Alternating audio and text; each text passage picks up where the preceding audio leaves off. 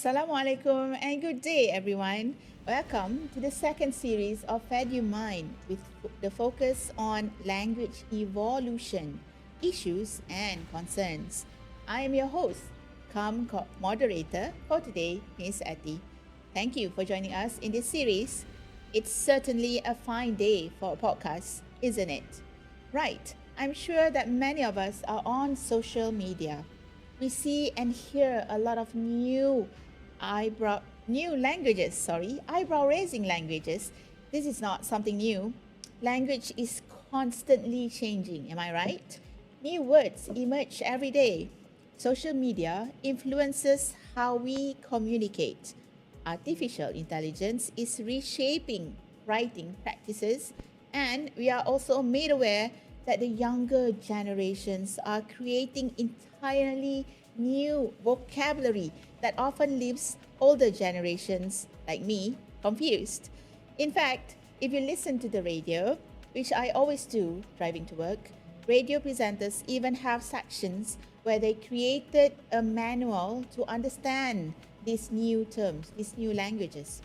Even then, I'm still in awe. And I'm sure that most of you are also in the same boat like me. Which brings us to our discussion topic today. The important question, is language evolving in a positive direction, or are we witnessing a decline in communication standards? To help us unpack this issue, we have four distinguished panelists with us today. So I'm going to introduce them. Panel number one, Dr. Fariha. She's a senior lecturer with extensive experience in English language education, teacher training, and educational management. She is committed to fostering meaningful learning experience through student-centered, innovative, and research-informed teaching practices. As the program director for the BTESOL program in OUM, she actively contributes to curriculum development, assessment design, quality assurance, and academic leadership, while supporting students' academic and professional growth. Her research interests include English language teaching, educational leadership, school effectiveness, and integration of technology and artificial intelligence in education.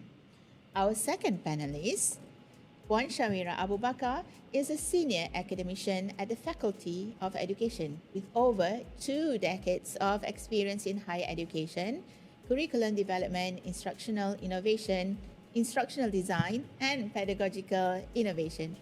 Her professional journey reflects a strong commitment to advancing teaching and learning through evidence-based practices and the strategic integration of educational technologies.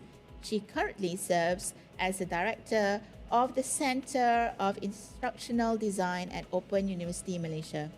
She actively leads initiatives that examine the role of emerging technologies in enhancing teaching effectiveness, learner engagement, and educational outcomes, while ensuring that technological innovation is grounded in sound pedagogical principles and evidence-based practice. Next, we have on my left Dr. Eza Afifah Nasruddin. She's a senior lecturer at the Faculty of Education, Open University Malaysia, and serves as the program director for the Sarjana Pendidikan Bahasa Melayu (SPBM) program. She holds a PhD in Malay language from University Putra Malaysia and specializes in Malay language education, linguistics, and language studies. With extensive experience in teaching, curriculum development, and postgraduate program management, Dr. Eza is committed to advancing the quality of Bahasa Melayu education and supporting the professional growth of educators through innovative and flexible learning opportunities. And last but not least, Puan Cik Nur Azina Muhammad. She's a senior lecturer with over 25 years of experience in education and language teaching. She serves as course leader for the BTESOL and BTPE programs and contributes to the development of Malay language courses for the SPBM program, while supporting practicum supervision for the PGDT program. Drawing on her academic background in English language studies, Malay language studies, and professional translation, she brings an interdisciplinary perspective to language teaching and learning. Her interests include language education, teacher development, digital learning, curriculum innovation, and the integration of emerging technologies to support meaningful learning in multilingual educational contexts. Welcome Dr. Iza, Puan Shawira, Puan Ina, and also Dr. Fariha. Thank you all for joining us. Hope the commute this morning was not that bad. Let's begin with a simple question. Language has always evolved. Shakespearean's English back then is very different from today's English, right? And Bahasa Melayu has also undergone many changes throughout history. My first question is for both English-speaking panelists. What exactly do we mean by language evolution? Dr. Fariha, maybe start. Thank you for the question. Now, when we talk about language evolution, we are referring to the way language is changing and also evolving over time. And language is not a fixed system. It continuously adapts, develop based on the needs, the experiences, and also the environment of its speaker. And when we talk about language evolution, it can occur in several ways. First, like the new words can be borrowed and it can be created. Okay, for example, the terms such as selfie, podcasts, hashtags, these words did not exist a few years ago, but then if you can see now, they are parts of our language, new words nowadays used in social media, in daily communication. And if you look at Malaysian context, we also have the influence of different languages. Because if you look at Malaysia, we have English, Bahasa Melayu, Mandarin, Tamil, and also the local languages. So these languages contributing to each other, developing new vocabulary, new expressions. And second, when we talk about language evolution, the meaning of words can change. Like for example, the word viral. Okay, previously the word viral, it was used for medical context only. But then if you look at today's daily communication, the word viral is commonly used in social media, in any digital platforms, in daily communication.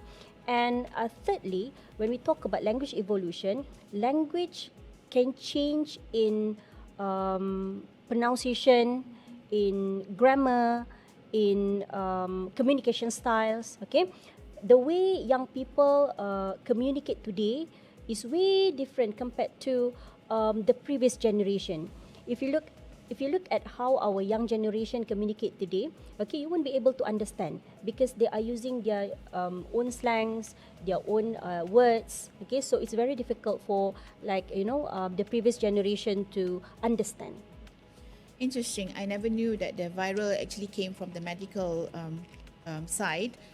So that actually confirms language change is not necessarily a new phenomenon. Puan Shawira, from a technology perspective, what is driving language evolution today? Okay, for me, the language evaluation and also technology actually they are the same because technology and language they are changing and evolving all the time. Yeah. So, for example, like the social media platforms like TikTok, Instagram, and then what else? The Thread, even X, have accelerated the creation and spread of new words, like what Dr. Fariha mentioned just now, the word from the viral. It can be popular, not within a day, it's sometimes a seconds. Yeah? So this is the power of the technology. I second to what Dr. Fariha mentioned just now, where there are some words which last 20 years back, this word did not exist or had completely to have a different meanings. And technology has essentially accelerated the language evolution. Thank you, Puan Syawira. I think that language is actually the biggest driver, if I'm not mistaken. Kita beralih kepada pandangan panel bahasa Melayu. Dr. Eza, apakah perubahan bahasa yang paling ketara yang kita dapat lihat dalam masyarakat Malaysia hari ini? Okey, baik. Terima kasih atas soalan yang diberikan tadi. Saya suka melihat platform media sosial, okey, sebagai rujukan melihat bagaimana kita nak melihat perubahan bahasa pada masa kini. Okey, antara perubahan yang paling ketaranya ialah perubahan percampuran kod ataupun switching code kan, atau lebih dikenali sebagai bahasa rojak. Jadi contohnya kan kita lihat di media sosial bagaimana percampuran kod antara bahasa Melayu dan bahasa Inggeris. Mungkin kita sendiri pun menggunakannya secara harian kan, dalam WhatsApp dan sebagainya. Okay, contoh ayat yang boleh saya ambil ialah seperti nanti saya update dalam grup WhatsApp, cuba take note ataupun cuba tengoklah, try tengok macam tu kan, ada percampuran kod dan sebagainya kan. Okey, jadi untuk fenomena ini bukan sahaja digunakan dalam kalangan remaja, golongan muda, tetapi pelbagai sektor menggunakannya, antara sektor pendidikan, sektor korporat dan sebagainya. Jadi saya melihat fenomena ini bukan sekadar kita nak melihat isu tentang betul ke penggunaan itu ataupun salah ke, tak boleh gunakan langsung ke penggunaan bahasa rojak ini. Okay? Sebab sebenarnya ia melihat kepada realiti masyarakat Malaysia yang hidup pelbagai bahasa, persekitaran yang pelbagai bahasa. Jadi apa yang lebih penting ialah kesedaran kita sebagai pengguna bahasa, bagaimana nak menggunakan bahasa itu mengikut konteks yang betul. Okay? Jadi itulah sebenarnya bagi saya cabarannya bukan kepada bahasa rojak itu sendiri, tetapi keupayaan masyarakat untuk memilih bahasa yang sesuai mengikut situasi. Saya setuju dengan Dr. Eza kerana saya sendiri pun menggunakan code switching kan. Mungkin kerana kami rasa ia lebih mudah ataupun mungkin kerana itu perkataannya keluar daripada kepala kan pada ketika itu. Jadi kita beralih kepada Puan Azina. Bagaimana pendapat Puan Azina sendiri? Okey, terima kasih Puan Eti. Saya bersetuju bahawa fenomena ini boleh kita lihat sebagai satu bentuk bahasa di mana masyarakat Malaysia ni memang terkenal dengan kepelbagaian budaya, kepelbagaian bahasa, dan kita ni sebenarnya patut berbangga kerana kita kaya dengan pelbagai bahasa. Ya, ini adalah satu yang perlu rakyat Malaysia banggakan. Jadi saya setuju bahawa kalau kita kata fenomena ini adalah satu fenomena yang di mana terdapatnya percampuran kod dan sebagainya, kod switching dan sebagainya, tapi saya melihat fenomena ini bukan satu fenomena yang tak baik, tetapi ia adalah satu fenomena yang bagi saya sedikit berbeza. Dan saya anggap percampuran kod dan juga percampuran bahasa ini bukan semata-mata bahasa rojak, tetapi ia adalah satu bentuk adaptasi linguistik yang mana percampuran bahasa ini, kod switching dan juga bahasa rojak yang kita panggil bahasa rojak ini, dia sebenarnya berlaku secara semula jadi. Sebab itu saya suka menggunakan istilah adaptasi linguistik. Di mana kita ni adalah masyarakat yang kaya dengan pelbagai bahasa, pelbagai budaya. Jadi memang ia akan berlaku secara semula jadi. Kita tidak perlu menganggap perkara ini satu perkara yang tidak baik, tetapi satu perkara ataupun fenomena yang memperkayakan bahasa itu. Dan kalau kita fikirkan, kita lihat dalam kehidupan seharian kita, macam Dr. Izzah pun cakap tadi kan, ianya memang berlaku secara semula jadi. Puan Eti pun cakap dalam kepala kita tu memang dah berlaku percampuran kod secara semula jadi kan. Di mana dalam kehidupan sehari-hari mungkin kita lihat pagi ni bila kita jawab mesej WhatsApp daripada rakan-rakan, kita gunakan bahasa Melayu. Kemudian bila kita pergi ke pejabat, kita dah gunakan bahasa Inggeris. Kemudian kita pergi pula ke berurusan dengan pelanggan misalnya. Dekat situ akan berlaku percampuran bahasa Melayu dan bahasa Inggeris. Malam pula kita balik ke rumah, kita bercakap dengan anak-anak kita, dekat situ pun dah berlaku percampuran kod juga. Jadi ia memang berlaku secara semula jadi dalam kehidupan harian kita, dan perkara ini sebenarnya berlaku kerana otak kita memang sentiasa membuat pertukaran bahasa mengikut situasi, mengikut konteks. Ini adalah satu adaptasi linguistik yang saya sebut tadi, percampuran kod yang berlaku secara semula jadi. Ya. Dan perkara ini sebenarnya apa yang saya pentingkan bukanlah berapa banyak bahasa yang kita campurkan, tetapi kita juga perlu tahu di mana bahasa yang betul adalah bagaimana kita menggunakan bahasa itu mengikut konteks, mengikut situasi. Ya, dan saya juga selalu bergurau dengan pelajar-pelajar di mana selalunya dalam grup WhatsApp tu mereka akan cakap bestnya kelas hari ini, bestnya kelas hari ini kan, itu adalah perkara yang biasa kita sebut hari-hari, bestnya.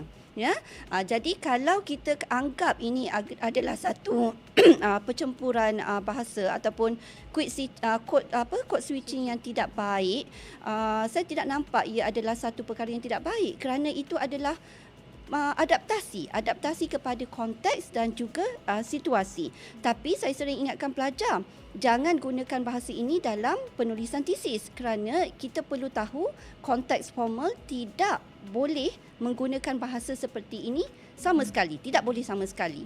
Jadi di situlah saya kata tadi, otak kita memang secara semula jadi akan melakukan adaptasi linguistik di mana percampuran kod ini memang akan berlaku dalam masyarakat yang mempunyai pelbagai bahasa. Dan bagi saya sebenarnya di situlah terdapatnya perbezaan di antara kebebasan berbahasa dan juga kecekapan berbahasa. Bila kita sebut tadi berlakunya adaptasi linguistik tu, itulah kecekapan berbahasa. Dan sebenarnya bagi saya masyarakat yang mampu bergerak antara beberapa bahasa ini dalam kehidupan seharian sebenarnya adalah mempunyai satu kelebihan yang sangat bernilai dalam dunia globalisasi hari ini. Baik, terima kasih dengan pandangan. Saya sangat setuju dengan pandangan Puan Ina. Kerana saya rasa apabila kita berjaya membuat code switching atau adaptasi bahasa tadi, menarik term tu, dia menunjukkan bahawa seseorang tu sangat bijak. Kerana untuk you adaptasikan bahasa tu, bermaksud you boleh melakukan something yang very intelligent in your brain juga at the same time. So kita nak tanyalah English panelists. How about you, Puan Syawira? What do you feel and think about this? I think let's review this language evolution in Malaysia as a reflection of our rich multicultural and multilingual environment. Like what Ina mentioned, and also Dr. Eza, which these people, they are from a diverse background, so they bring different cultures, So the mixing of these languages that we hear today, it is not only for the communication, the meaning, but it also represents the trend. Yeah, and it also shows that how Malaysians move between different cultures, different communities, and identities in everyday life. And all these differences has been accepted in our society. So I think this is a very positive move. And kita juga secara tidak langsung belajar sesuatu yang baru. So I think this language evolutions giving us a positive impact. Okay, thank you. Interesting views we have from Dr. Eza and then Puan Ina, and go to Puan Syawira.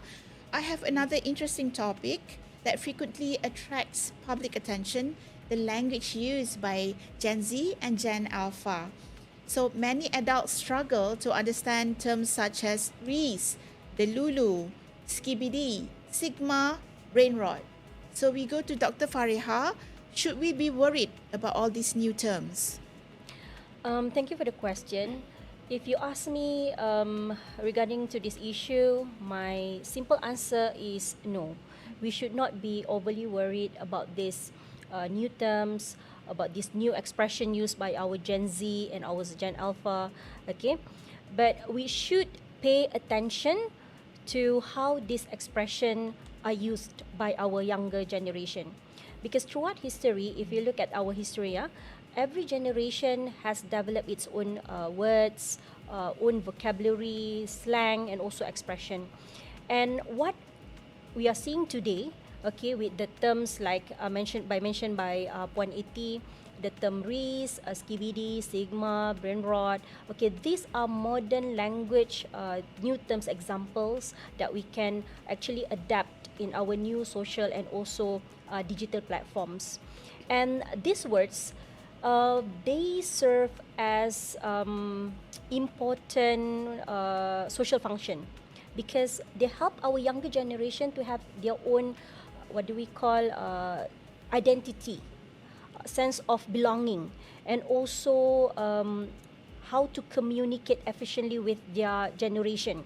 In fact, the creation of these new terms, this new vocabulary demonstrate linguistic diversity as mentioned by Puan Nur Azlina just now, where it's actually the use of code switching, okay, where they use their terms and then they switch it to using the English terms that we normally use, okay. It shows that language keeps on evolving, language keeps on adapting. However, we can see that the concerns arise when this younger generation, they do not know when to use it.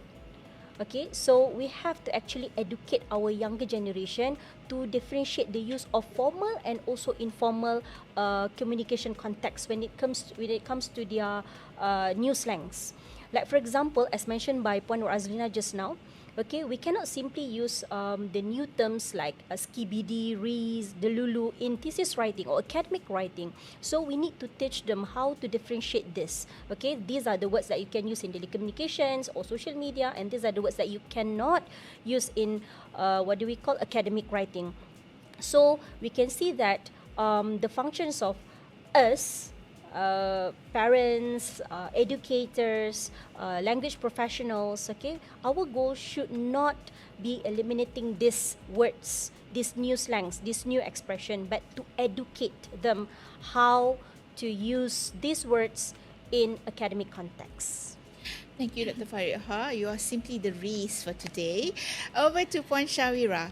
Do you think the rise of Gen Z and Gen Alpha slang reflects linguistic creativity and innovation, or does it indicate a decline in traditional language proficiency? Can you share with us why?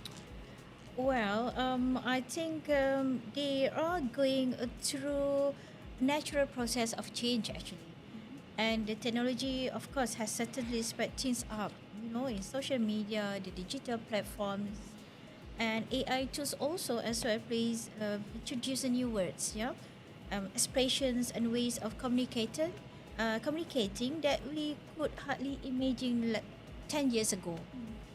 But at its heart, the purpose of language remains the same, where they want to convey the ideas and also to represent the meaning effectively. Rather than seeing these changes as a problem, I think we can view this as a sign that language is adapting to the way we live and communicate today. And the most importantly, we'll be able to apply the right language in the right context of situation. We can hear that the same theme has been recurring, which is adaptation, adaptasi bahasa kan. What about bahasa Melayu? Let's ask Dr. Eza. Adakah bahasa Gen Z dan Gen Alpha turut mengancam bahasa Melayu? Baik. Untuk soalan yang seperti yang Puan Eti katakan kan, adakah bahasa Gen Z dan Gen Alpha ni memberikan satu ancaman kepada bahasa Melayu, sedangkan kita tahu bahasa Melayu ni ialah bahasa kebangsaan, bahasa yang digunakan dalam urusan rasmi dan sebagainya kan. Okey. Baik. Pada saya, setiap generasi itu mempunyai bahasanya tersendiri. Okey, mempunyai identiti mereka tersendiri. Okey. Jadi dulu kita pernah menggunakan istilah ataupun kita mendengar istilah-istilah seperti poyo, kan, cun, bagi apa? Kalau kita tengok nada, nada yang digunakan contohnya baik do, kan? Ada kita dengar kan? Skema betul. Jadi kalau contohnya saya dengar apabila contohnya baik do tu, dengan saya persekitaran saya dulu kan, membesar zaman piramidi ke Doremi ke. Ya, Doremi. Bapak lah Dr. Izzah. Okey, jadi hari ini pula kita lihat ada kemunculan perkataan-perkataan baru. Contohnya terpaling betul kan. Dia lah terpaling baik, terpaling syurga. Kalau kita tengok dekat media sosial, saya suka jadikan media sosial ni sebagai satu platform untuk kaji bahasa kan. Okey, jadi bila kita tengok perkataan-perkataan itu, sebenarnya ini telah menggambarkan bahawa bahasa itu sentiasa berkembang, mengikut perubahan budaya dan juga teknologi. Jadi seperti berbalik semula soalan Puan Eti tadi, adakah bahasa Gen Z ataupun bahasa Alpha ni memberikan satu ancaman? Ya, sebenarnya pada saya ia bukanlah satu ancaman, tetapi apa yang saya ingin tekankan di sini, kita sebagai pengguna bahasa, generasi pada masa kini perlu ada kecekapan bahasa. Bila kita nak menggunakan bahasa yang betul, kan, mengikut situasi ataupun konteks. Itu saja pandangan saya. Nampaknya tadi dah ke arah sana. Jadi kita invite lah juga Puan Azina. Apa pendapat Puan Azina pula? Okey, terima kasih Puan Eti.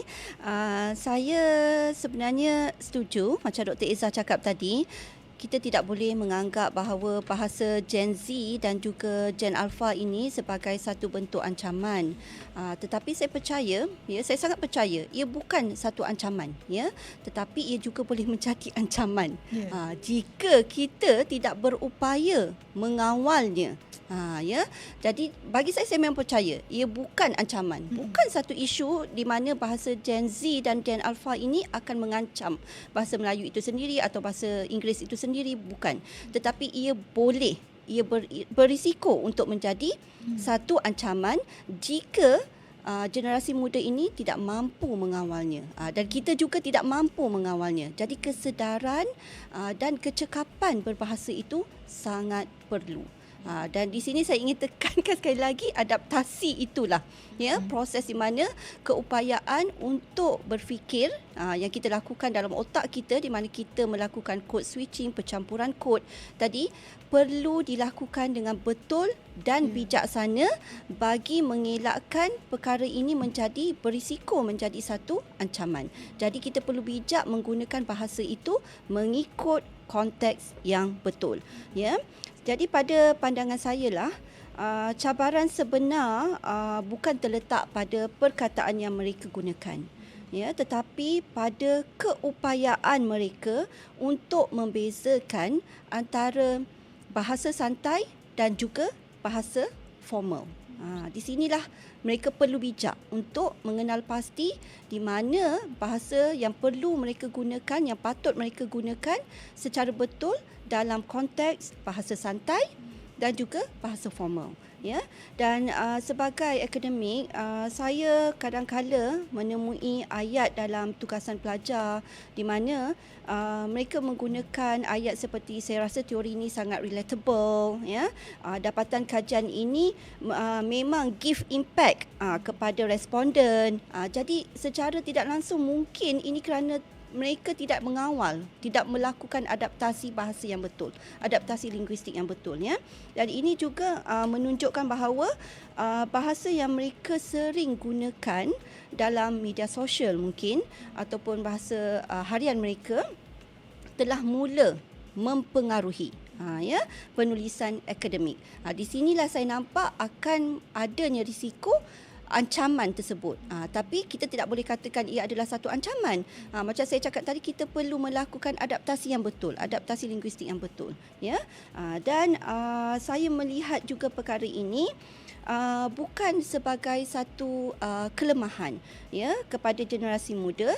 Sebaliknya, ia menunjukkan bahawa mereka sedang hidup dalam persekitaran yang dinamik.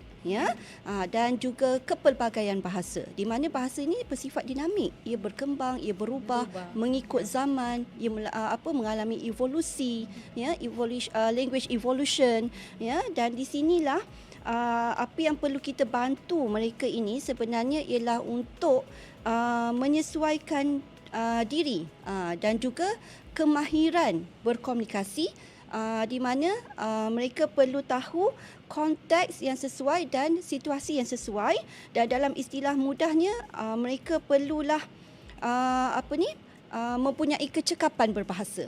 Itu secara mudahnya kecekapan berbahasa, ya. Dan saya berpendapat bahawa generasi yang benar-benar mahir berbahasa bukanlah generasi yang hanya tahu menggunakan bahasa baku sepanjang masa, ya. Sebab tu kita perlu tahu keadaan. Bukan kita nak suruh mereka gunakan bahasa yang standard, bahasa baku sepanjang masa.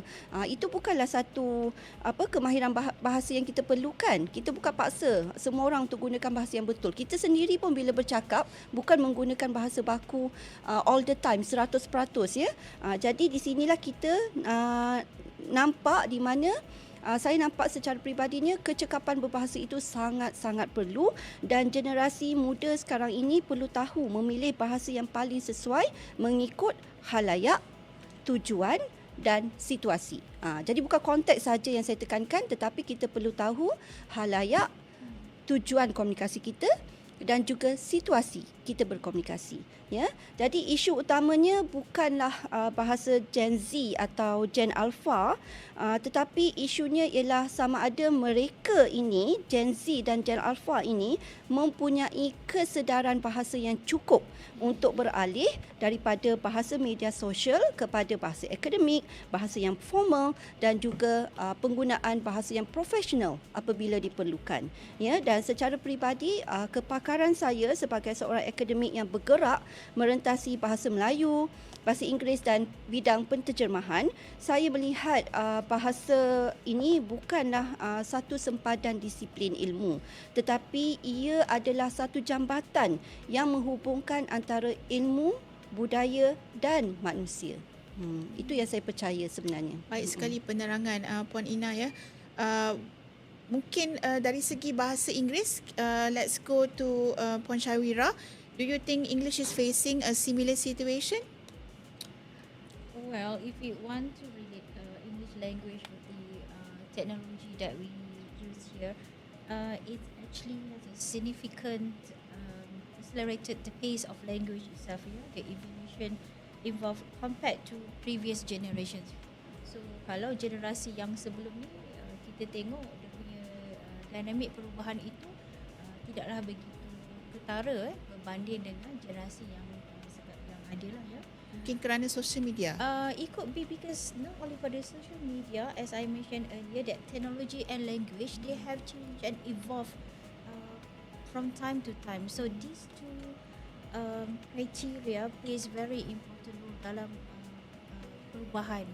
And I think with the current generations, they are trying to adopt and adapt the changes that they are having around them. So I think that is a very big changes. And what makes social media particularly influential is the interactive nature. So as we know that,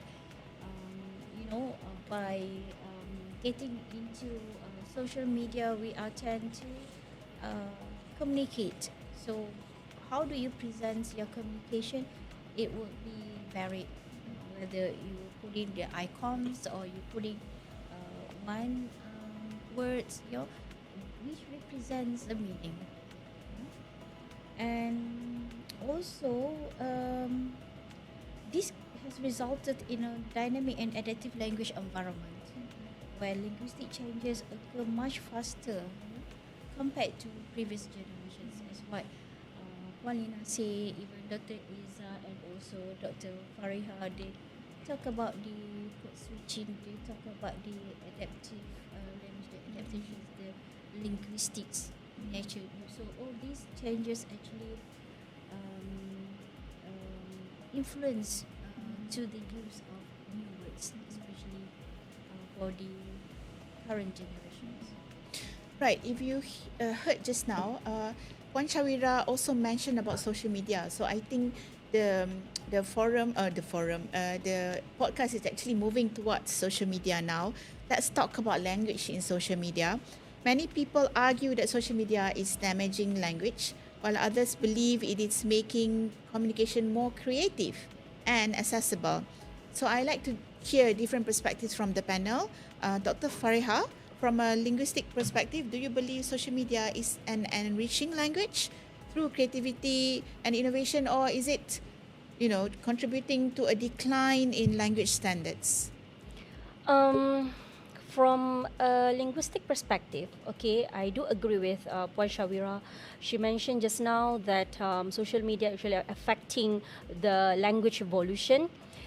I would agree that social media is not only enriching language through innovation, but also actually presenting challenges in language standards. So when we look at the positive side, social media has become a powerful tool for language evolution, for language creativity, okay, and then we can see that users nowadays, they constantly coming out with new verbs, new terms, new, what do you call that, abbreviation, memes, pronunciation. So we see the emergence of these terms in social media. Okay, we can see the words like hashtags, what else, selfie, unfriend, and the most recent, what do you call that, terms, Reese, Delulu, okay? So this innovation demonstrate that language is very dynamic, as mentioned by Puan Nur Azlina, and also capable to adopt with the advancement of new technology. Okay, so we can see that as technology evolves, the language itself evolves together with technology, together with the digital platforms. However, there are legitimate concerns when it comes to the use of what do you call that, language evolvement through social media, because if you look at the fast pace of social media, okay, our users, they tend to use abbreviations. They rely too much on emojis. They rely too much on the internet slang. So they love to simplify the terms. Okay, so when it comes to this one, excessive dependence to these, simplified terms, simplified words, okay, will be actually affecting their communication, the daily communication, and the use of these words in academic context. So we can see, I do agree with Puan Razina mentioned just now. She mentioned that even though we do agree that what do we call, so these new terms actually affecting our affecting our generation through social media, okay, but then there are also risks that we have to pay attention when it comes to the use of these new terms. Interesting. As parents, this is another question that I wanted to ask. As parents, how do you guide your children in terms of the language of social media? Maybe one of the panels can say, as parents, perhaps. Okay, if you ask me personally, I send my kids to tuition classes. To make sure, because I realize that nowadays students, young generations, they're very good in English, but when it comes to Bahasa Melayu, there are many terms that they don't know. So it is a concern for me, because in order for you to get high score in exam, Bahasa Melayu is one of the main criteria. Yes, So I yes. send them to tuition class. Yes. Are you worried though with the social media? It will influence your children's language, Bahasa Malaysia, or even English, Dr. Fariha? If you ask me personally, no, not really, because when it comes to English language, social media helps them a lot. With the new vocabs, the new words, okay, I don't have to just sit next to them and then teach them. But then, when it comes to Bahasa Melayu, I think because of their exposure, they have a lot of exposure in English, what do you call that, English videos, but then a very limited exposure to Bahasa videos. So yes. that's my concern lah, okay, when it comes to this. Right. What say you, Puan Shawira? Social media platforms such as TikTok, Instagram, and X spread new words and trends almost instantly across the globe, just like 6-7, 6-7. How has social media changed the speed at which language evolves compared to the previous generation? Alright, I take it these changes as a positive impact. You know why? The past many years ago, it took us, years to introduce the new terms, yeah, by through books or newspapers or televisions or even to face. We want to promote the new terms, the use of the language, but with the social media, it can went viral, as I mentioned, within a second. Yeah. So, what more if the user putting the new terms of the language use that helps other users to learn better. In fact, user also play an important role, or maybe they also part of modifiers.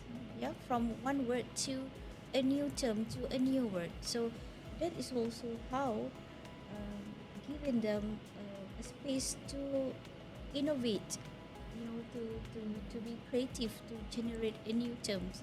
But of course, the word they have been created, it needs to be meaningful. And I'll see also that this dynamic and adaptive language change environment giving a very high impact to current generations, or to our generation, so that we can learn more faster and is accessible. But Puan Shawira, do you think that when we were in our generation back then, we had like language changes as well? Do you think Yeah. it's the same rate as in nowadays? Of The course changes, not. It's not. Because nowadays you can easily what we call assessed those new terms Yeah. by clicking, or Yes. Very quick. just go to the Medsos, the media social, you can easily get it. Yes, exactly. All right. Earlier on, we were talking about what parents feel. I mean, the panelists becoming parents. So now we want to shift into as educators, as schools. So many educators are concerned that students are bringing texting languages, emojis, and internet abbreviations into the academic writing, into the essays. So, Dr. Fariha, should schools be worried, or like universities, should we be worried? Personally, if you ask me, I don't think schools need to be worried about this one. But then the schools need to be prepared. Okay, they need to be prepared. They need to be proactive. Okay, when handling this kind of issues, because digital communication has created new ways for people, especially our young generation, to express themselves, to connect with others, to share ideas through digital platforms. The real issues is not whether students use the emojis, the abbreviation, the internet slangs, but what important part here is that whether they understand when to use these terms in different contexts or appropriate contexts, I would say. So I think schools especially, okay, they need to have like a proactive action in educating our younger generation on when to use these terms. Okay, so they need to identify these new terms, okay, these internet slangs, okay, so that they are aware that the students are using these words, and then they have to come up with proactive actions, okay, educating this younger generation. Okay, when are you going to use this? Okay, these are things are not suitable to be put in academic writing. And actually our language teachers especially, they need to come up with campaigns, with programs, in order for them to have this exposure, this language exposure in schools. Right. Okey, dah lama panel Bahasa Melayu kita senyap ya. Kita beralih kepada panel Bahasa Melayu semula. Dr. Eza, dalam konteks Bahasa Melayu, kita sering melihat penggunaan bahasa rojak, singkatan seperti X, AQ, KO dan juga istilah pinjaman daripada bahasa Inggeris ke dalam bahasa Melayu. Pada pandangan doktor lah ya, adakah fenomena ini memperkayakan bahasa Melayu atau menghakis keaslian bahasa tersebut? Mungkin doktor boleh juga kongsikan beberapa contoh-contoh yang lain perkataan baharu. Okey, baik. Ini soalan yang sangat menarik lah. Ya. Okey. Pada pandangan saya, media sosial sebenarnya telah melakukan dua perkara sekaligus secara serentak sebenarnya kan. Yang pertama, kita dapat lihat dari segi positifnya lah, pandangan positifnya lah, kita dapat memperkayakan bahasa itu sendiri. Jika contohnya perkataan viral kan, kita selfie dan sebagainya, ada istilah yang kita dapat menghasilkan istilah bahasa Melayu. Contohnya selfie swafoto kan, viral tular kan dan sebagainya. Jadi ini dapat memperkayakan lagi perbendaharaan kata bahasa Melayu. Jadi ini adalah dari segi sudut positifnya. Okay? Tapi kita tak nafikan bahawa media sosial juga boleh menghakis disiplin penggunaan bahasa jika kita tidak dapat mengawalnya, tanpa kawalan. Contohnya singkatan yang Puan Eti sendiri kongsikan tadi kan, penggunaan X, KO atau AQ, aku tu mewakili aku dan sebagainya kan. Jika singkatan ini digunakan dalam penulisan karangan ke kan, seperti saya nak petik juga daripada pandangan Dr. Fariha tadi, bahasa Melayu salah satu bahasa kursus ataupun subjek yang wajib lulus kan di peringkat SPM. Okey, walaupun di universiti pun kita ada mata pelajaran umum kan, perlu ambil bahasa kebangsaan. Jadi bagaimana kita nak memantapkan lagi bahasa. Saya ingin kongsikan pengalaman pelajar saya sendiri yang gagal dalam peperiksaan SPM. Antara salah satunya ialah menggunakan short form, tulisan singkatan tu. Banyak menggunakannya dalam karangan. Okey. Jadi mereka tidak dapat mengawal dan tidak tahu apakah istilah yang sesuai dalam bahasa Melayu. Sebabnya banyak dipengaruhi oleh tulisan ataupun bahasa media sosial. Kebiasaan mungkin. Betul. Ya, Okey, jadi pelajar ni bertanya kepada saya bagaimana cara untuk faham bahasa Melayu, nak menggunakan bahasa Melayu standard dengan betul dan sebagainya kan. Jadi apa yang saya boleh nasihatkan kepada pelajar supaya banyakkan membaca, luaskan bahan bacaan. Betul. Okey, supaya mereka dapat mengenali, dapat temui perkataan-perkataan yang sesuai digunakan, ataupun ada frasa-frasa yang menarik boleh digunakan dalam karangan dan sebagainya kan. Jadi saya katakan kepada pelajar, jika awak banyak meluangkan masa dengan media sosial, awak lihat perkataan istilah-istilah dalam media sosial, begitu juga dengan awak perlu ada masa untuk melihat penulisan-penulisan ilmiah, bahan-bahan ilmiah. Seperti kita gunakan bahan autentik kan, akhbar, okey, majalah dewan bahasa, dewan masyarakat dan sebagainya. Jadi kita boleh gunakan di situ bagaimana nak menggunakan bahasa Melayu itu. Okey. Baik, jadi itulah pandangan saya tadi untuk melihat kepada media sosial itu. Sebenarnya ada dua perkara yang kita lihat kesannya.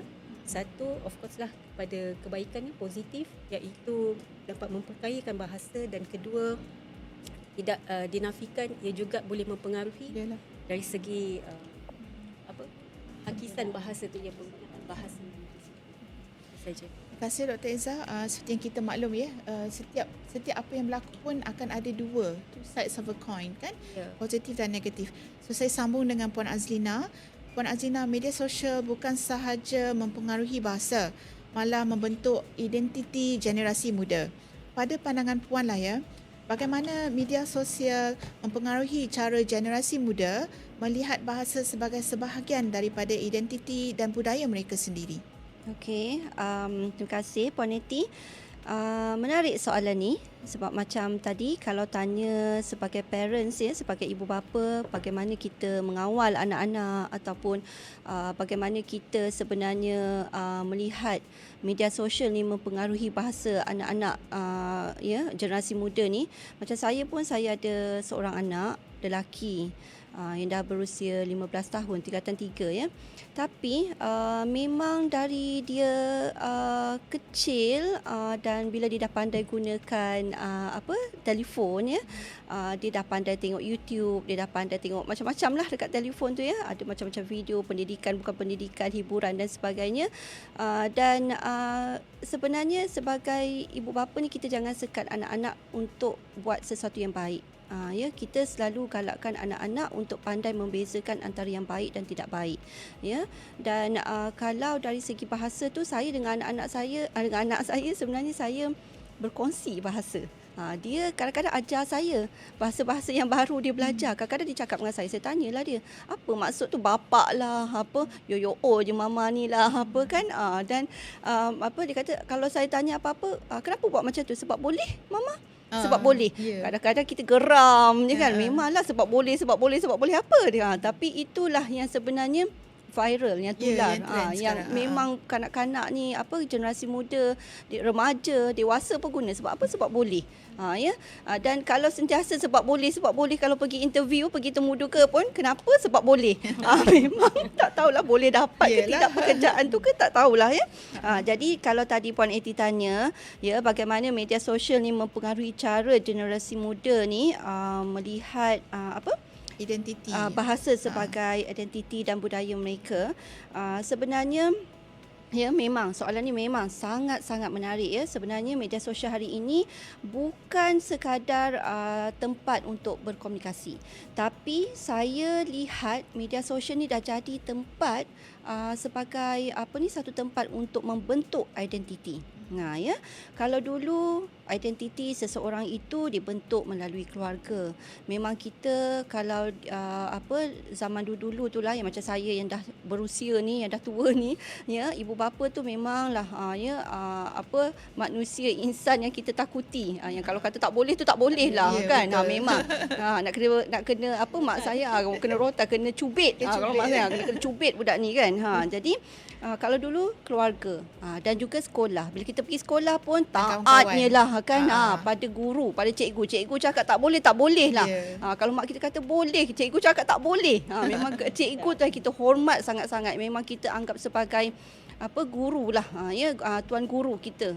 Dan kalau sekarang ni kita lihat remaja, generasi muda, Gen Alpha, Gen Z ya, sebenarnya mereka ni, identiti mereka sebenarnya banyak dipengaruhi oleh media sosial ya. Banyak dibentuk melalui TikTok, Instagram, Thread, X, ya, YouTube dan sebagainya.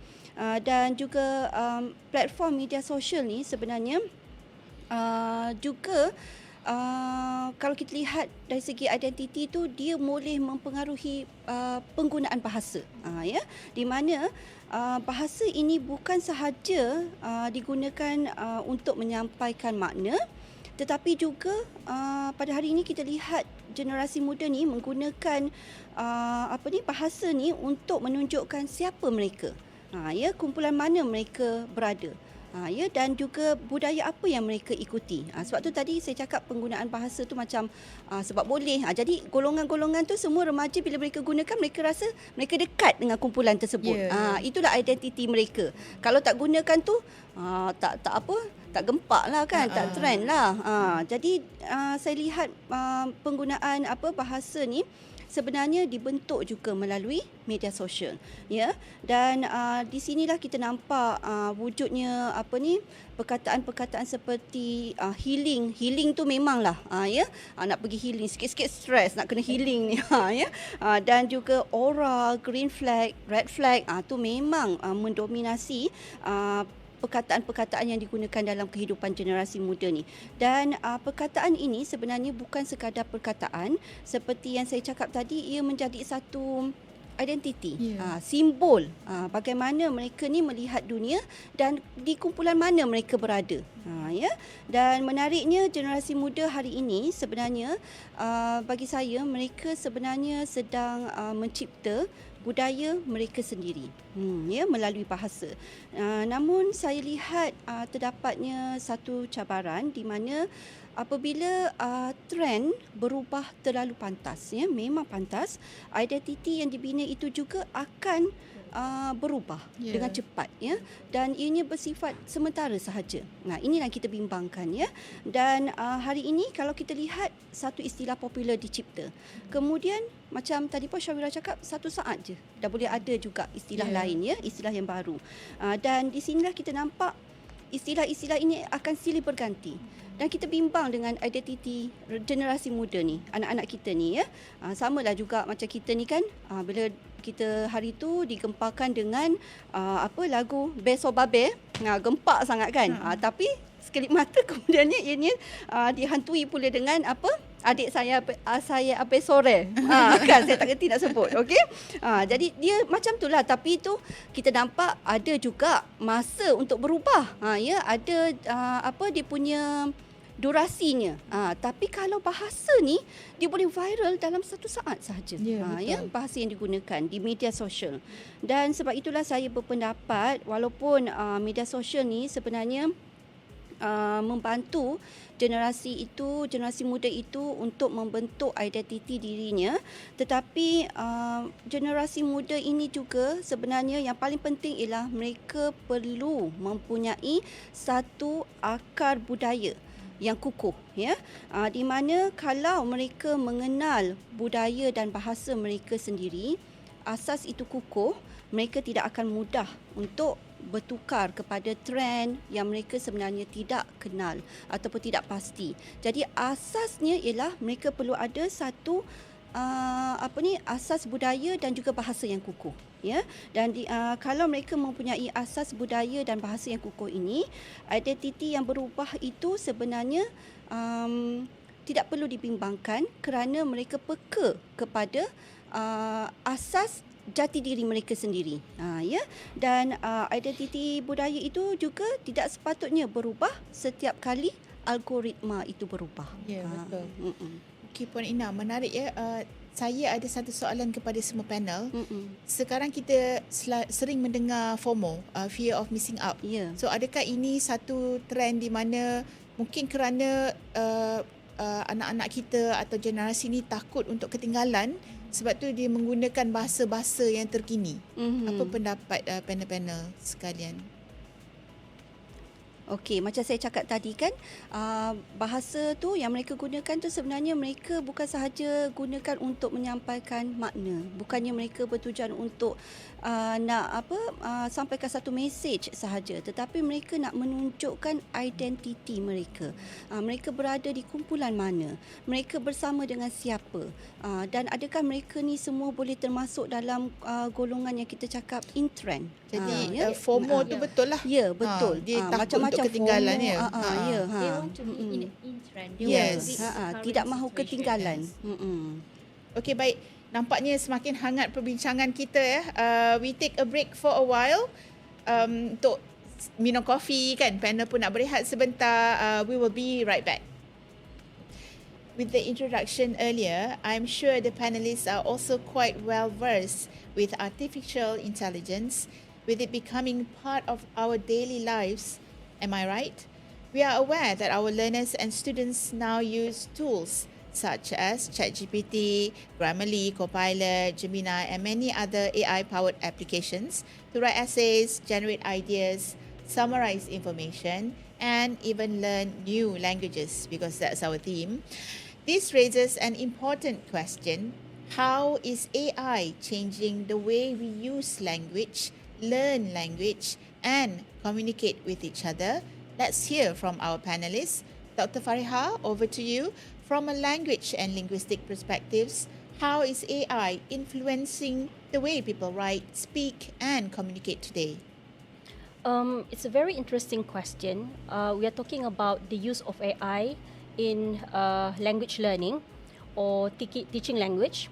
So we can see that the use of AI in language learning, it transforms, especially when it comes to writing skills, because students, they can use tools such as ChatGPT, Gemini, Copilot to produce an essay or to write paragraphs. So these are the things that actually affecting language learning in ESL, to be specific. Second, AI is influencing language learning in terms of communication because the use of AI can provide like a very instant feedback. Like for example, if you prompt something, okay, you will be receiving the feedback very quickly. And students can also learn how to pronounce certain words. They can find out new vocabularies, new terms with the support of AI. And this actually allow the students to learn language anytime, anywhere. Okay, they don't need a tutor or what do you call that language teacher for them to learn language. However, when we talk about the use of AI, we have to understand that AI cannot replace human. Okay, because we have to understand that the use of AI, lack of empathy, lack of context, lack of cultural understanding. Okay, so same goes to creativity. Okay, like for example, if you ask AI to generate an AC, for example, okay, so AI has this what we call that lack of cultural understanding when it comes to certain contexts. So I could say that AI affecting writing, affecting what we call that speaking skills, and as well as reading skills as well. Okay, because students, they don't have to read, they just upload everything to AI, and then AI will summarize everything for them. So that's how AI affecting our language learning. For a minute there, I was worried that AI is going to take my job, but because I'm also a very empathic person, I don't think AI will take my job. Another question to Puan Shawira. Many students now use AI, right, to assist with assignments and doing their writing essays. As an educator yourself, where should we draw the line between using AI as a learning tool and becoming overly reliant on it? Okay, AI actually, we have to put it like it's part of our Yes, yes. part of our learning partners. Yes. I mean, for learners, for students especially, they can leverage on AI for many things. For example, brainstorming ideas and then getting some good samples. Of course, it can also improve their language, the accuracy of using it, and also enhance the productivity. But again, as a users or learners, they have to know to draw the lines. Yeah, Yes. because AI will replace the humans thinking. We are the one who be able to navigate how we want to use AI to into our daily routines, for example. And but somehow I'm quite concerned as well that there are users or learners where taking AI becomes fully rely on it, yeah, where they are not be able to identify where they need to analyze, where they need to choose to make the selections of the best of what they have been look at from the AI. So that worries me more. Then I think as an educator, we have to play important role to always advise and guide them on how ethically and effectively using AI, yeah, especially for their learning. And overall, AI can always assist us anytime, yeah, anywhere. But we as a human always hold that responsibility. Yeah, I agree with Puan Shawira, because in my class, even if you tell them, AI is a tool, please use them wisely, blah, blah, blah. But at the end of the day, it's the student or the learners themselves, whether they are very ethical or not, right? Am I Yeah. right? Okay, so kembali semula kepada panel bahasa kita yang diam 1000 bahasa ni. Dr. Eza, saya percaya keadaannya sama untuk bahasa Melayu. Ya. Penggunaan AI semakin meluas dalam kalangan pelajar dan masyarakat umum. pada pandangan doktor lah ya, apakah kesan AI terhadap penggunaan dan perkembangan bahasa Melayu, khususnya dari segi penulisan dan komunikasi? Baik, terima kasih Pak Eti. Sekarang kita menyentuh tentang AI pula Apa kesan AI terhadap penulisan penulisan bahasa Melayu khususnya. Jadi bila sebut tentang AI ni, kita lihat senario pada masa ini kan, kita banyak menggunakan AI untuk menghasilkan sesuatu, mungkin penulisan, kerja dan sebagainya. Tak dinafikan penggunaan AI ni sangat membantu kita pada masa sekarang ni kan. Jadi bila sebut banyak membantu tu, hari ini sesiapa saja boleh menghasilkan esei, siapa saja boleh membuat ringkasan ataupun menterjemahkan teks kan, memperbaiki tata bahasa dengan beberapa saat sahaja menggunakan AI. Itu dari sudut positif lah yang kita dapat lihat kan. Tapi ada satu cabaran yang perlu kita fikirkan, yang perlu kita berikan perhatian, iaitu sekiranya pelajar menggunakan AI dan menerima bulat dan sepenuhnya cadangan yang diberikan oleh AI. Tanpa kita membuat semakan, ataupun kita berfikir secara kritis, kita mungkin apa yang berlaku bila situasi itu terjadi, mungkin kita melahirkan masyarakat ataupun generasi yang celik teknologi. Tetapi kita tidak melahirkan generasi yang kurang mahir membina ideanya sendiri. Betul. Okey. Jadi saya di sini melihat bahawa AI itu sebagai satu alat sokongan. Bukannya sebagai pengganti manusia lah Okey. Jadi AI ni seperti yang saya katakan tadi, boleh membantu kita dalam menghasilkan penulisan dengan pantas dan sebagainya. Tetapi kreativiti, pemikiran kritis itu perlu dibentuk oleh manusia itu sendiri. Jadi teknologi mungkin berubah, tetapi tanggungjawab kita lah menggunakan bahasa itu sendiri perlu bijak. Bagaimana kita nak mengatasi dan sebagainya. Baik. Terus soalan untuk Puan Azlina, kita memang tidak boleh lari daripada menggunakan AI Puan. Selain manfaat yang ditawarkan oleh AI, ia menimbulkan kebimbangan berkaitan etika, keaslian idea dan kemahiran berfikir seperti Dr. Eza sebutkan tadi. Pada pandangan Puan, apakah cabaran terbesar yang bakal dihadapi oleh generasi muda apabila AI menjadi sebahagian daripada kehidupan seharian mereka, sampaikan mereka tak boleh lepas daripada menggunakan AI tu? Okey, baik Puan Eti, pada saya cabaran terbesar tu sebenarnya bukanlah AI itu akan menggantikan manusia. Macam tadi kita risau tugas kita, kerja kita ya.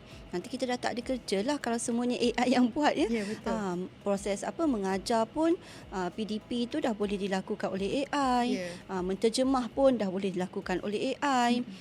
Dan pelbagai lagi kerja-kerja lain. Jadi manusia bimbang, adakah AI ini akan menggantikan manusia satu hari nanti? Pada saya kemungkinan dan kebimbangan itu perlu, tetapi yang cabaran yang paling besar dan kebimbangan yang paling besar yang perlu kita fikirkan ialah proses berfikir itu sendiri. Ya, pada saya buat masa sekarang ini, ya, pada masa ini bukanlah AI itu akan menggantikan manusia, tetapi cabaran yang terbesar ialah manusia itu mungkin akan menggantikan proses berfikir mereka dengan AI. Ya, kita ada akal fikiran, otak yang dikurniakan untuk berfikir dengan bijak. Dan kita perlu menilai mana yang baik, mana yang buruk, mana yang betul, mana yang salah. Dari segi etika tadi pun, kita juga perlu ingat bahawa jika berlaku sesuatu yang disebabkan oleh jawapan AI itu, siapa yang akan bertanggungjawab ke atas diri kita sendiri. Itu yang paling penting. Kebimbangan inilah yang sebenarnya yang saya cuba tekankan kepada semua, di mana proses berfikir itu adalah sangat-sangat penting. Kita boleh menggunakan AI, tetapi apa yang berlaku ialah ramai di antara kita yang mengambil jawapan macam Dr. Izzah tadi cakap bulat-bulat ya, kadang-kadang tanpa berfikir, kerana kita sibuk ya dengan urusan kita. Pelajar juga dah jadi semakin malas ya. Mereka terima sahaja jawapan yang diberikan kerana mereka yakin, terlalu yakin, 100%, bukan 100%, 200, 300, 400, tak tahu berapa peratus yang mereka yakin dengan AI ni. Jadi mereka hanya copy and paste. Jadi di sinilah kita bimbangkan tiada berlaku pemikiran, proses berfikir, penjanaan idea, kreativiti, semuanya hilang hanya kerana AI. Jadi penggunaan AI itu boleh, perlu, tetapi perlu juga diseimbangkan dengan proses berfikir, kemahiran berfikir. Kita mengajar tentang KEPAD ya, kemahiran berfikir aras tinggi. Jadi di sinilah saya rasakan kemahiran ini perlu, kerana kita dah dapat jawapan yang diberikan oleh AI, tetapi kita perlu melakukan proses berfikir dan juga mungkin berfikir aras tinggi. Kerana AI ni jawapan-jawapan yang diberikan juga kadang-kadang tu bijak, terlalu bijak yang kadang-kadang kita sendiri tidak boleh fikirkan. Dan sebab itulah saya lihat kebergantungan kepada AI ini memang sangat-sangat tinggi. Kalau kita tak tahu apa-apa, semuanya kita tanya pada AI. Jika kita nak menulis pun, kita minta AI yang tuliskan. Jika kita hendak merancang pun, kita minta AI yang rancangkan. Ya, jika kita nak buat keputusan, kita juga minta AI yang buat keputusan. Jadi di sinilah kebergantungan itu adalah sangat-sangat tinggi, dan di sinilah wujudnya proses yang mana saya kata sangat-sangat perlu. Kita perlu fikirkan etika dan juga kemahiran berfikir itu sendiri. Ya, apa yang saya bimbangkan, yang sangat-sangat saya bimbangkan ialah kita semua terlalu menjadi selesa dengan AI ini, sehingga kan kita berhenti bertanya soalan, kita berhenti menganalisis, kita berhenti mencabar idea yang diberikan, kita berhenti berfikir. Ya, dan saya selalu katakan kepada pelajar, AI boleh memberikan jawapan dalam kurang dari 1 saat, 5 saat, terlalu pantas, tetapi kemahiran berfikir itu juga perlu. Ya, kita perlu memberikan masa. Bukannya dengan sebegitu cepat kita mengambil dan membuat keputusan atas sesuatu jawapan yang diberikan, tetapi kita perlu membina pemikiran yang mungkin mengambil masa bertahun-tahun lamanya untuk difikirkan. Tetapi ini adalah proses berfikir. Ya, kita jangan fikirkan kita hanya inginkan sesuatu yang terlalu pantas. Bukan saja pantas, tetapi terlalu pantas. Ya, dan satu lagi cabaran ialah keaslian. Ya, apabila semua orang menggunakan alat yang sama, menghasilkan idea yang hampir sama, dan juga ayat, ya, struktur ayat tu kalau kita kaji, kalau kita lihat jawapan yang diberikan oleh AI hampir sama sebenarnya. Ya, memang tidak sama tetapi hampir sama. Jadi di sinilah kita perlu fikirkan bagaimana seseorang itu mahu menonjolkan suaranya sendiri, kreativitinya sendiri dan identitinya sendiri. Ya, dan pada masa depan mungkin mereka yang menggunakan AI ini bukanlah orang yang akan berjaya. Ya, kerana proses berfikir itu juga perlu, sentiasa perlu, setiap masa perlu. Baik, ya? Puan Azlina. Kalau kita nak debate tentang penggunaan AI ni mungkin akan mengambil masa yang lama. Jadi kita nak fokus kembali kepada language, kepada penggunaan bahasa lah. Saya minta kalau boleh Dr. Fariha, a question for you. How can educators encourage students to use AI responsibly while still developing their own critical thinking and writing skills? So the use of language in AI lah. Alright, What do you so thank you for the question. Okay, so I would like to focus on the context of teachers in schools. I mean, the students we have in schools, because I think last semester, okay, one of my TESOL student came to me and then asked this question. Okay, doctor, my students, I give them writing homework and then I ask them to do it at home. But then they came back with a very perfect essay submission. So what should I do? Because I think they use ChatGPT to generate the essay. So for teachers in schools, because I am teaching future teachers, so I think these are the things that you can do. Okay, first, when it comes to essay writing, okay, it has to be done in the classroom. you can perhaps divide them into groups. Okay, this one group will do the introduction part. The second group do the body one, body two, and then the concluding paragraph. Okay, so it has to be done in the classroom, because if you ask them to do it home, then they will use ChatGPT definitely. And if let's say you are required to give them homework, essay writing perhaps, okay, first that you can do is the use of quizzes, Wayground or perhaps Kahoot, because these two platform, they have timer. So when you ask them to write a paragraph, you put like that, for example, 10 minutes for that particular paragraph, and it will limit their usage of AI. Okay. And second, you can perhaps give them like, what do we call, AI generated essays with a few errors, and then you ask them to identify these errors. So these are the things that you can do when you want to give them homeworks. And I want to stress to all school teachers, when it comes to writing exercises, it has to be done in the classroom. Because, even in universities, if you give them these writing activities at home, they will definitely generate answers from ChatGPT. Okay, and my concerns, actually, my big concern is actually referring to the school students, because, like as what mentioned by Puan Azlina just now, we need to develop the thinking process. Okay, so these school students, they need to go through the process first before they go to universities, because once they go to universities, they definitely use AI. So the school years actually help them to develop their thinking process. Thank you, Dr. Fariha. So that concludes our AI and language.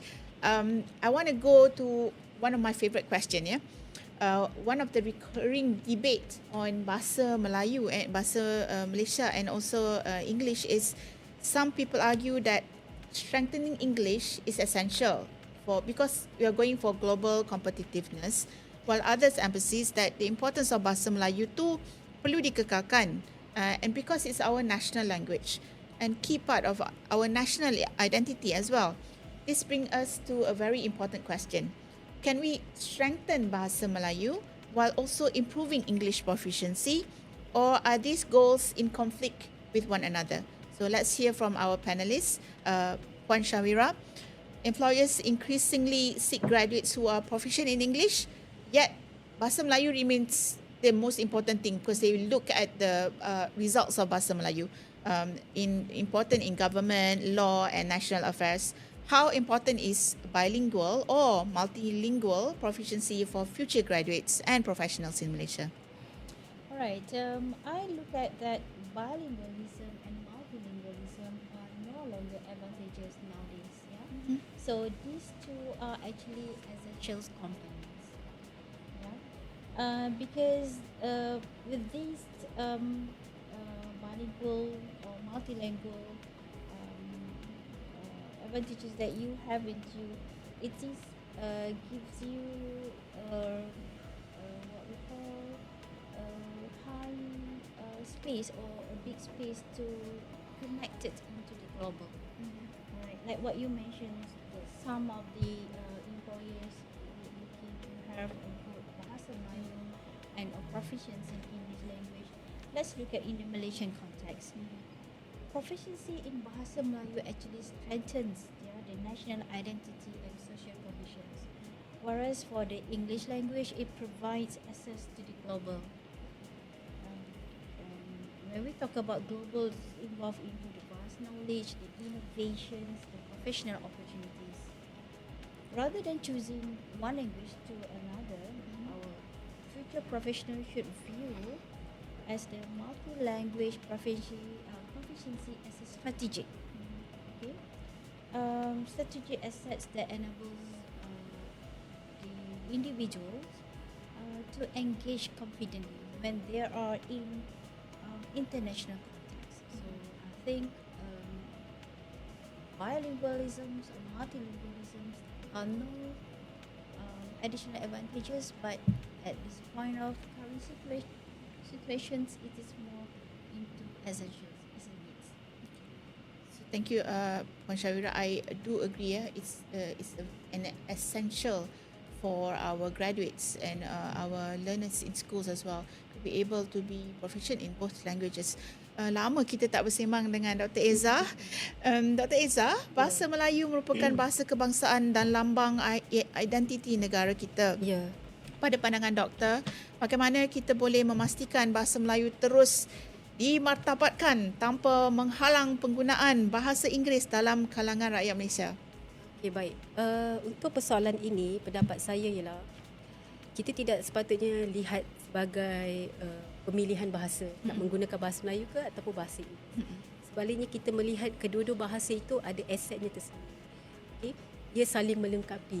Betul. Jadi bila kita lihat kepada fungsi bahasa Melayu itu sendiri ialah bahasa kebangsaan, kemudian bahasa ilmu, bahasa perpaduan dan dijadikan sebagai identiti kita sebagai rakyat Malaysia. Okay. Pada masa yang sama juga bahasa Inggeris kita gunakan untuk membuka akses kepada penyelidikan antarabangsa, teknologi, ekonomi dan sebagainya. Jadi bahasa Melayu ini perlu terus diperkasakan sebagai bahasa ilmu, bahasa pentadbiran, okay, bahasa urusan rasmi negara dan juga bahasa yang menyatukan masyarakat. Bahasa Inggeris pula kita jadikan sebagai medium untuk mengakses ilmu, teknologi seperti yang saya katakan tadi di peringkat antarabangsa. Jadi akhirnya tu kita tidak perlu memilih antara kedua-duanya. Kan yang penting sekarang ialah kita nak membina masyarakat yang mampu untuk menggunakan setiap bahasa itu mengikut fungsi dan konteks. Itulah yang pendapat saya. Jadi Dr. Eza sudah, kita pergi pula kepada Puan Azlina. Jadi Puan Azlina, ya, dalam kehidupan seharian ramai rakyat Malaysia menggunakan bahasa Melayu, bahasa Inggeris dan bahasa-bahasa lainlah secara bergilir-gilir mengikut situasi. Adakah amalan dua bahasa ini atau pelbagai bahasa ini merupakan satu kekuatan yang perlu dibanggakan atau adakah ia boleh menimbulkan cabaran terhadap identiti bahasa kebangsaan? Okey. Saya melihatnya sebagai satu kekuatan yang unik sebenarnya dan sebenarnya ia juga merupakan satu kelebihan kompetitif, ya, rakyat Malaysia, sebab tidak ramai orang yang boleh bertutur pelbagai bahasa dan juga mendapat pendedahan kepada banyak bahasa. Kalau kita lihat di negara-negara luar, Malaysia adalah sebuah negara yang unik. Rakyat Malaysia ni didedahkan dengan pelbagai bahasa. Kita kaya dengan pelbagai bahasa dan budaya dan saya lihat bahasa-bahasa ini sebenarnya adalah bahasa yang saling merentasi bahasa Inggeris, ya. Di mana kita tidak melupakan penggunaan bahasa Inggeris kalau kita nak anggap kita ni sebagai satu masyarakat yang kompetitif, kita akan sentiasa pergi beralih kepada bahasa Inggeris apabila kita perlu menggunakan bahasa Inggeris dan pada masa yang sama kita tidak melupakan asal usul dan juga jati diri kita. Dan juga sebagai seorang yang merentasi penggunaan bahasa Inggeris, bahasa Melayu dan juga bidang penterjemahan, iaitu bidang saya ketiga-tiga bidang ini. Jadi pengalaman ini mengajar saya sebenarnya bahawa bahasa bukan sekadar alat komunikasi, ya, tetapi saya melihat bahasa itu sebagai satu medium yang merentasi sempadan pelbagai bidang ilmu, ya, dan sebagai seorang pendidik yang cenderung kepada pendekatan interdisiplin. Saya melihat keupayaan bergerak antara pelbagai bahasa ini sebagai satu bentuk literasi global yang penting pada abad ke-21. Macam Puan Syawira cakap tadi, ya, bilingual, multilingual itu bukan satu kelebihan tetapi ia adalah satu keperluan. Ya. Dan seseorang yang mampu berfikir dan berkomunikasi dalam lebih daripada satu bahasa selalunya akan lebih mudah untuk menyesuaikan diri dengan pelbagai konteks, community dan juga disiplin ilmu. Dan kekuatan ini sebenarnya hanya akan tinggal sebagai satu kekuatan jika kita tidak mempunyai asas yang kukuh dalam bahasa kebangsaan kita sendiri, ya. Saya sering menggunakan analogi rumah, ya, di mana bahasa Melayu ialah rumah kita. Tetapi bahasa Inggeris dan bahasa-bahasa lain ialah sebagai pintu dan tingkap kita yang membolehkan kita melihat dunia luar. Dan kalau kita hanya ada rumah sahaja tanpa ada pintu dan tingkap, pandangan kita akan menjadi terhad. Ya. Tetapi jika kita ada rumah, pintu dan tingkap yang banyak, pintu yang banyak, ya, semua ini akan mengukuhkan lagi rumah kita dan juga tempat di mana kita berpijak. Okey, jadi bagi saya penguasaan pelbagai bahasa itu tidak mengancam identiti bahasa kebangsaan. Yang mengancam sebenarnya ialah apabila kita mula merasakan bahawa bahasa itu tidak lagi bernilai, bahasa kita sendiri itu tidak lagi bernilai. Dan di sinilah saya melihat selagi bahasa Melayu terus dihargai sebagai bahasa ilmu, budaya dan identiti negara, saya percaya rakyat Malaysia, ya, boleh menjadi masyarakat pelbagai bahasa yang yakin dengan akar budaya sendiri dan pada masa yang sama mampu bersaing di peringkat global. Okay, baik. Terima kasih. Last soalan yang saya nak tanya kepada Dr. Fareha. Doktor akan pilih bahasa Melayu ke bahasa Inggeris? Can I choose both? Yes. Baik. Okay, before we conclude, I would like each panelist to answer one final question. In one sentence, what is the one message? Apakah ayat yang terakhir yang panelist nak sampaikan kepada pendengar-pendengar kita to remember about language evolution? Kita mula dengan Dr. Izzah dahulu. Baik, apa yang saya dapat rumuskan, untuk berkaitan dengan bahasa ni, bahasa sememangnya bersifat hidup, berkembang selari dengan zaman, tapi selagi kita terus menghargai, kita menggunakannya, kita mewariskannya dengan baik, bahasa Melayu akan terus kekal relevan dan menjadi sebahagian daripada identiti kita. Itu saja. Seterusnya Puan Syawira. Okay, language will continue evolving, right? But our ability to communicate critically, ethically, effectively and meaningfully always remain and more important than the words that we choose to use. Okay. Puan Ina. Bahasa akan sentiasa berubah mengikut zaman. Trend bahasa akan datang dan pergi, namun keupayaan untuk berfikir secara kritis, memahami konteks dan berkomunikasi dengan bijaksana sesama manusia akan sentiasa menjadi nilai yang paling berharga. Dan yang terakhir sekali, Dr. Fareha. For everyone, we have to understand that language is alive. Every generation shapes by language and every generation is shaped by language. Interesting. So thank you so much to our panelists for sharing their invaluable insights, experience and perspectives throughout today's discussion. A very long discussion, but I think it is very insightful for everyone. As we have heard, language is far from static. It continuously grows, adapts and evolves alongside changes in society, culture, technology and human interaction. From social media slang and multilingual communication to artificial language and digital literacy, language remains a powerful reflection of who we are and how we connect with one another. While technological advancements continue to transform the way we communicate, it is ultimately our responsibility to use language thoughtfully, critically, and respectfully. By embracing innovation while preserving linguistic and cultural identity, we can ensure that language remains a bridge rather than a barrier in our increasingly interconnected world. To our listeners, thank you for joining us for FeduMind Series 2, Language Evolution, Issues and Concerns. We hope today's discussion has inspired you to reflect on the changing nature of language and its impact on our daily lives. Don't worry, this is not the only podcast for the language team. We're excited to share that we will continue exploring fascinating language-related topics, including AI and education, digital communication, multilingualism, language and identity, and the future of learning in the digital age. Stay tuned for the next FeduMind series.